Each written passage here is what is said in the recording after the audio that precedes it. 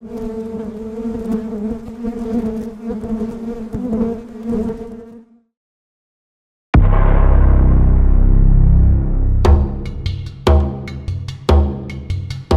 προλαβαίνει να σκεφτεί ένα μυαλό όλο κι όλο. Γι' αυτό και πρέπει να δεχτεί βοήθεια από τον κ***.